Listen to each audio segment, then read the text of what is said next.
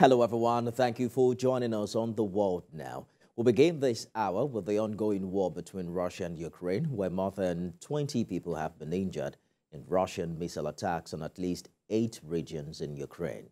This is according to local officials who revealed that 2 people were killed in shelling of a residential building in Kherson City. 7 people were reported injured in the capital Kyiv, including a 9-year-old girl.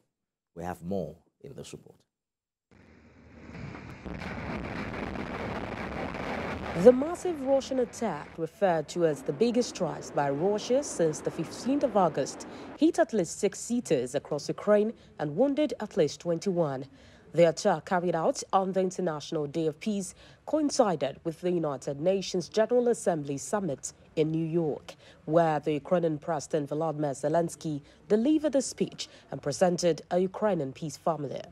7 persons were reported injured, and at least 1 person was rescued from under the rubble in central Ukraine. The city's mayor, Vitaly Klitschko, said a 9-year-old girl was also injured in the attack, while he added that missile debris fell in central Kyiv and non-residential buildings were damaged in the east of the city. Meanwhile, Russian aerial defense systems destroyed a wave of 19 Ukrainian drones that were launched overnight in attacks against targets in the Russian-annexed Crimean Peninsula, the surrounding Black Sea, and other regions of Russia. The Russian Defense Ministry said early on Thursday that it had thwarted the attacks by Ukraine's aircraft-type unmanned aerial vehicles. In another development, Secretary General Antonio Guterres has told the Security Council that Russia's invasion of Ukraine is aggravating geopolitical tensions and divisions. He spoke at a meeting of the UN Security Council where he urged countries to avoid further escalations while highlighting the need for dialogue and peace.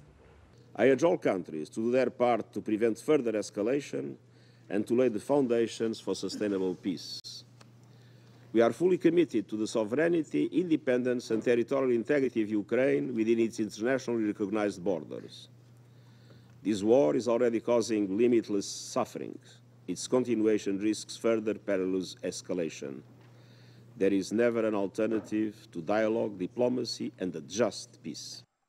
Ukraine's President Volodymyr Zelensky, who was present at the meeting, accused Russia of waging a criminal and unprovoked aggression that undermines all norms of war and the UN Charter, while also urging world leaders to strip Russia of its veto power. United States Secretary of State Antony Blinken also spoke on the Russian-Ukraine war and its effect on the United Nations. For over a year and a half, Russia has shredded the major tenets of the United Nations Charter, the Universal Declaration of Human Rights, international humanitarian law, and flouted one Security Council resolution after another.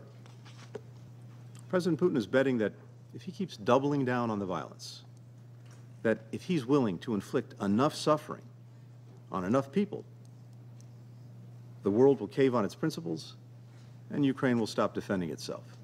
As the Russian-Ukraine war continues, Poland's prime minister has announced that his country will no longer supply Ukraine with weapons at a time of high tensions between the two countries over grain imports.